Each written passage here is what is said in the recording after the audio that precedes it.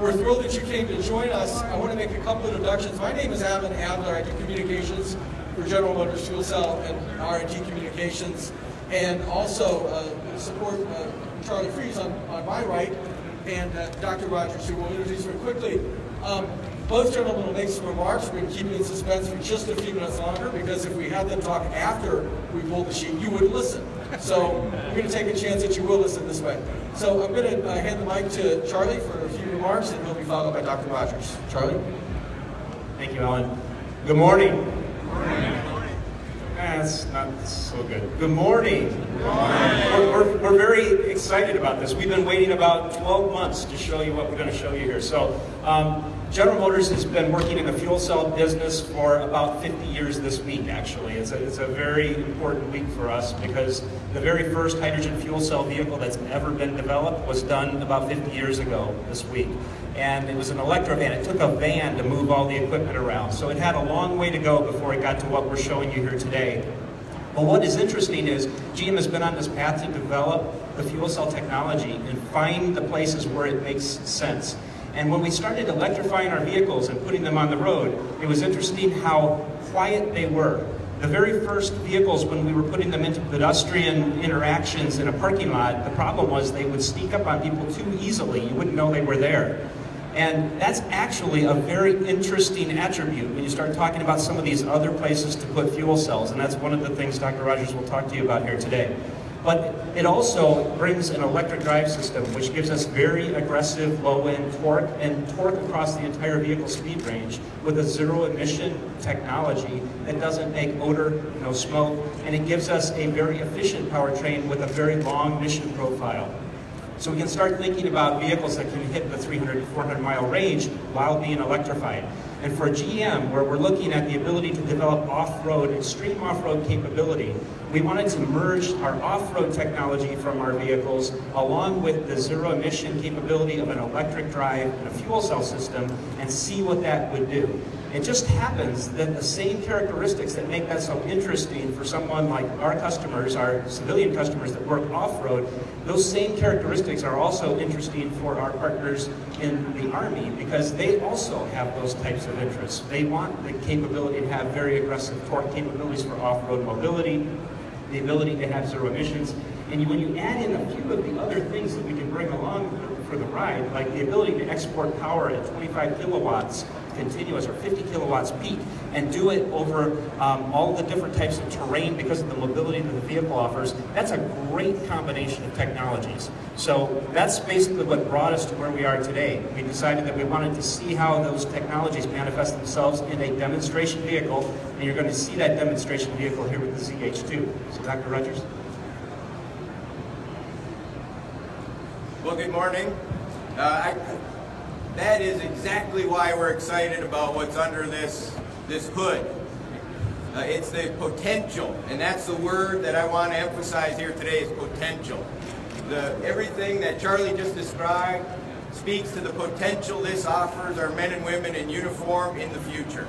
What this project is about is exploring the potential that this offers us, not only from the warfighting capability, but the positive effects on the environment, and also easing some of the logistical burden that exists. So not just using hydrocarbon fuels or JP8 to extract the hydrogen, but also looking at other sources such as water or other local regional sources of hydrogen. So there is a potential to help ease the demand on our resupply and our logistical supply. So this project over the next year will explore that technical potential. We will also have soldiers involved at three different sites for soldiers, and Marines involved at one site to use the vehicle and give us soldier feedback while we are collecting the technical details and data that we are envisioning.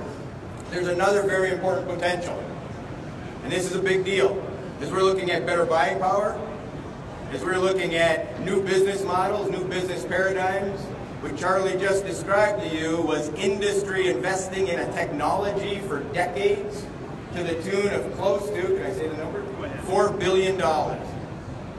The Army's not going to invest $4 billion to explore a future powertrain. We're not going to do that. So here's an opportunity where industry innovation is leading the state of the art, And DOD is now coming in on their heels and collaborating to look at the military potential of that new technology. That's very exciting. And that's a business model we are starting to use more and more. You can see it in some of the booths around here, but this is a classic example where the mobility, the personal mobility, the transportation, the auto industry is way out in front. They're leading the charge. We will come in and reap the benefits of the technology maturation and the sustainment, logistics, maintenance, experience, and knowledge base that they've already created. So with that, should we? Ladies and gentlemen, the Chevrolet Colorado ZH2.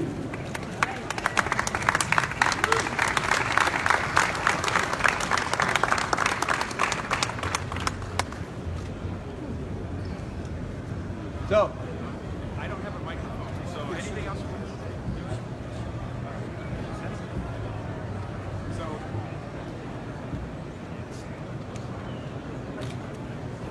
Got it. So what you can see here is a vehicle that we've developed using the Chevrolet Colorado, and we've got it's basically, there are two different wheelbases for the Colorado. There's a long wheelbase and a short wheelbase. This is sitting right in between the two. And you'll notice a lot of characteristics. For instance, the cab has the same proportions and geometry as the Colorado, but we did make some slight modifications on the front and rear end of the vehicle because we've got 37-inch tires and a very capable off-road capability on the vehicle with the suspension system that's in place. Under the hood is a fuel cell system, so we're taking hydrogen out of tanks that are in the rear of the vehicle, supplying it to the fuel cell stack, which is also supported by balance of plant components under the hood.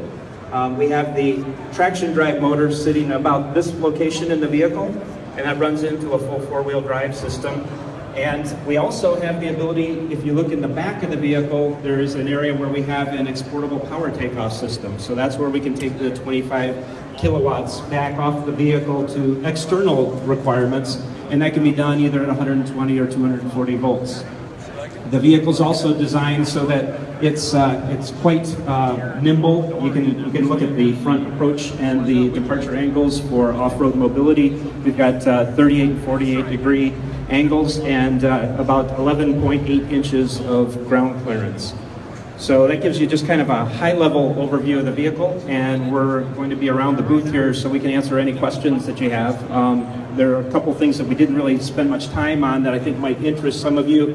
For instance, the ability to make water, because that is the only thing other than a little bit of heat that comes out of the fuel cell system. We make about 2 gallons of water an hour. So when you talk about being in areas where you have to bring your water and your fuel with you, that might be an interesting byproduct that comes out of having a fuel cell system.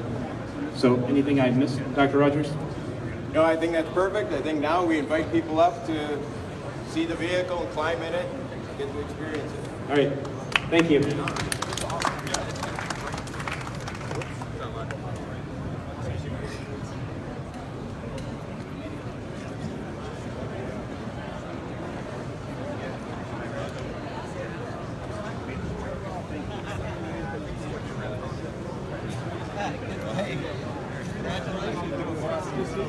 You too, gentlemen. I'm good.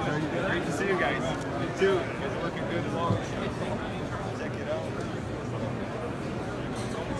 I'm sorry.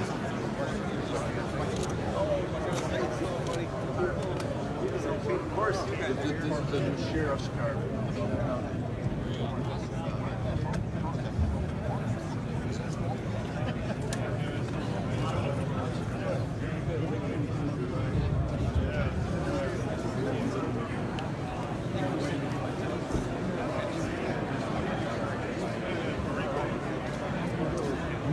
I just looked at it. BOH?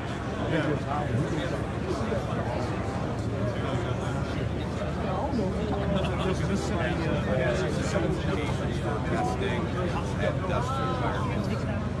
That's not on our immediate plan right now. We have 4 sites. We have Quantico that we're in talks with right now. We have Fort Bragg, Fort Benning, and Fort Carson. Those are the 4 areas. We also have 25th RU.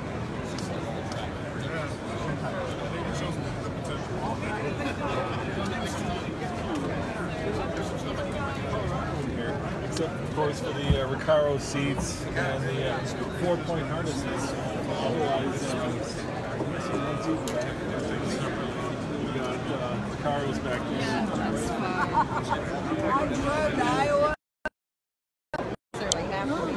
Hey everybody, this is Sean Holman from Truck Trend, and here we are on Facebook Live at the AUSA conference in Washington, D.C.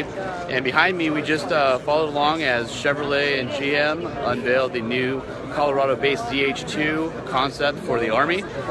This is a hydrogen-powered vehicle, has a fuel cell, is basically being used to test the concept of a hydrogen-powered powertrain for future vehicles. The military will have this vehicle for about 12 months and go through an evaluation period.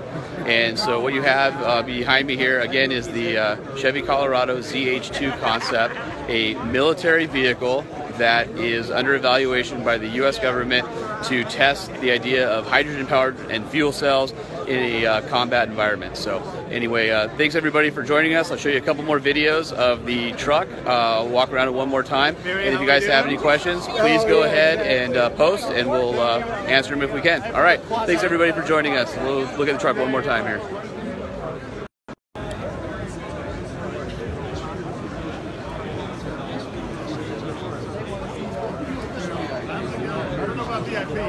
That's right. Okay.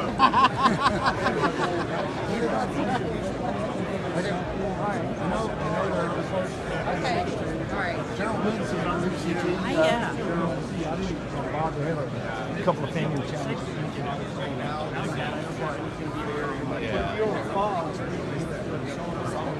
Yeah. Thank God.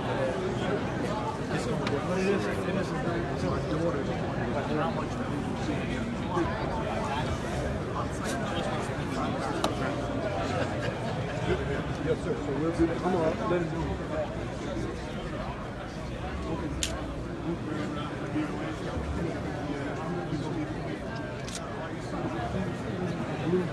And the truck has 37-inch tires on it, which is quite a bit bigger, obviously, than the stock Colorado. If we look underneath it, it's kind of hard to see just because there's not a lot of light. But there's this very special shot going on here, and we'll be able to tell you more about it in the near future. There you go. So you kind of see the suspension. More on this, we can't talk about it yet, but in a few weeks we'll be able to tell you more. If you are curious about this suspension setup, it's very similar to the spy photos of the new Colorado that we posted on trucktrend.com not too long ago. So take a look at those, and you'll know all the things that you probably shouldn't know yet. All right, again, this is Sean Holman for Truck Trend. Please ask any questions online, and we appreciate you joining us. Thank you so much.